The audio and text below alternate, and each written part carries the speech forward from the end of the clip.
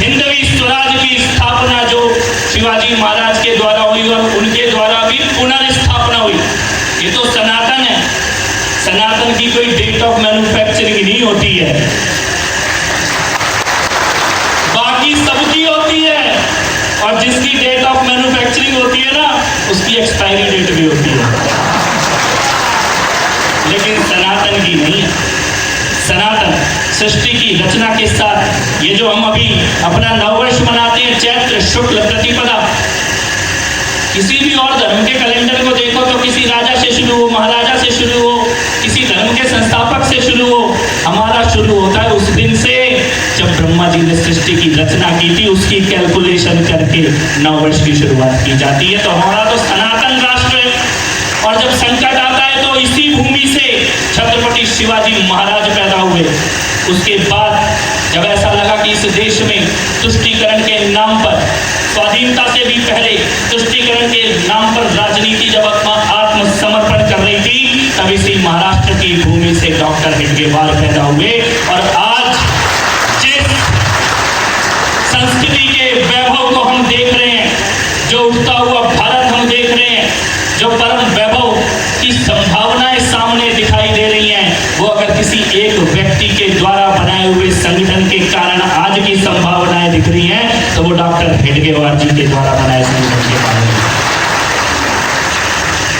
वरना काल के कुचक्र में पिछले 70 सालों में जिस प्रकार की सत्ताएं भारत ने देखी हैं, अगर हेडगेवार जी के द्वारा बनाया हुआ राष्ट्रीय स्वयंसेवक संघ नहीं होता तो ना जाने कितने विभाजन भारत ने पिछले 70 सालों में देख लिए होते। और आज उनकी संतानें कुछ भी कर रही हो, लेकिन कश्मीरी पंडितों के ऊपर भी जब संकट आया तो इसी महाराष्ट्र की भूमि की धर्मनिष्ठ संतान बाला साहब ठाकरे ने देश में सबसे पहले उनको गले लगाने का काम किया। महाराष्ट्र ने उनको पहचान दी और महाराष्ट्र ने ही उनकी वाणी में ये शक्ति दी कि खाली महाराष्ट्र नहीं, पूरे देश के शैक्षिक संस्थानों में कश्मीरी पंडितों को जब रिजर्वेशन मिला, शरण मिली, उनकी दर्द की चर्चा देश में होने शुरू हुई। संकट कश्मीर में आया था, लेकिन शरण देने वाला व्यक्ति इसी महाराष्ट्र की भूमि में मिला उन लोगों को। तो आज हम इसी प्रकार के कुचक्रों के बारे में भी चर्चा करेंगे। लेकिन अभी जो रामनवमी गई, जो हनुमान जयंती गई देश में, इस बार की रामनवमी और हनुमान जयंती में जिस प्रकार का वातावरण था, मैं चर्चा कर रहा था अपने कुछ साथियों से, यहाँ पवन जी भी हैं, तो मैं पवन भाई से ये कह रहा था कि पवन भाई अभी तक तो रामनवमी की कहीं कहीं एक दिन की छुट्टी होती है, कहीं नहीं भी होती है, लेकिन वातावरण ऐसा बन रहा है कि रामनवमी पे कम से कम 3 दिन की छुट्टी देनी पड़ेगी सरकारों को। नहीं, ये ताली बजाने की बात नहीं है। 3 दिन की छुट्टी इसलिए देनी पड़ेगी कि एक दिन त्योहार मनाएंगे और 3 दिन जाके मरम पट्टी कराएंगे,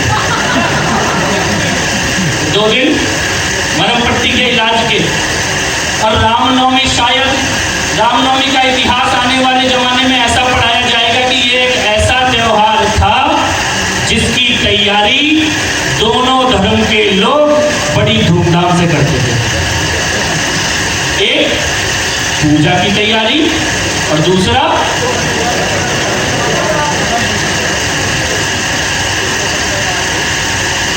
कहां से आ रहे हैं, कहां से इकट्ठे हो रहे हैं पत्थर, कैसे इकट्ठे हो रहे हैं।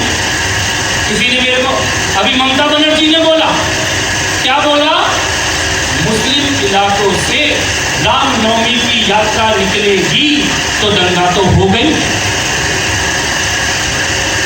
क्या मैं आपके सामने पूछना चाहता हूं, एक सवाल सदन से पूछना चाहता हूं, ये कहना कि बिटिया कैसे कपड़े पहनेगी इसके कारण उसके ऊपर अपराध होगा कि नहीं होगा, और ये कहना कि यात्रा निकलेगी तो दंगा होगा, ये दोनों एक जैसी सोच है कि नहीं है। यानी कि आप पीड़ित को अपराधी बता रहे हो, पीड़ित को अपराधी बता रहे हो, और ये बात कहना कि वहां सामने खड़े होकर लाउड स्पीकर पे भजन क्यों बज रहे थे, इसके कारण उपद्रव हो गया। तो मैं ये कहना चाहता हूं कि साल में एक दिन तुमसे हमारा लाउड स्पीकर बर्दाश्त नहीं हो रहा, हम दिन में 5 बार तुम्हारा लाउड लाउड स्पीकर बर्दाश्त करते हैं। भारत ऐसे तो नहीं चल सकता। हम तो विरोध नहीं करते, लेकिन आपको भी विरोध करने का अधिकार नहीं है। और ये कौन सी भाषा है? आदरणीय मनोज जी को मालूम है 1920 में कराची और लाहौर में जिन्ना ने अक्षरशः एक एक शब्द यही बोला था जो आज ममता बनर्जी बोल रही है।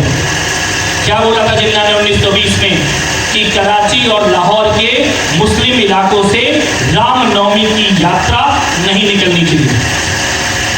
एक एक शब्द यही था, कुछ भी हेर फेर नहीं था। बोलने वाला था जिन्ना। आज से 100 साल पहले 1920 में कराची और लाहौर में मुस्लिम इलाकों से रामनवमी की यात्रा नहीं निकलनी चाहिए। जहां पर इन्होंने रामनवमी की यात्रा पर बैन लगाया, 25 साल के अंदर वहीं पर ही पाकिस्तान बना के खड़ा कर दिया। और आज उसके 100 साल बाद दोबारा वही भाषा बोली जा रही है, दोबारा वही प्रतिबंध। मैं ये कहना चाहता हूं बंदूक की इस पावन धरती से, कराकोरम से लेकर कन्याकुमारी तक किसी का कोई इलाका नहीं है, सारा इलाका भारत माता का है।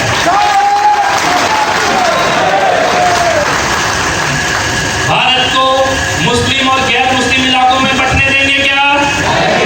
बंटना चाहिए क्या? जिन्ना की भाषा चलने देंगे क्या? चलनी चाहिए क्या? 100 साल पहले जो किया गया आज उसको दोहराने की कोशिश हो रही है। और ये खाली रामनवमी की यात्रा को लेकर नहीं है, ऐसे बहुत सारे उदाहरण है कि ठीक 100 साल बाद दोबारा वही भाषा, वही आंदोलन, उसी प्रकार की गतिविधियां दोबारा खड़ी की जा रही है इस देश के अंदर। लेकिन उससे पहले किस प्रकार के भयानक झूठ हम लोगों को पिछले 70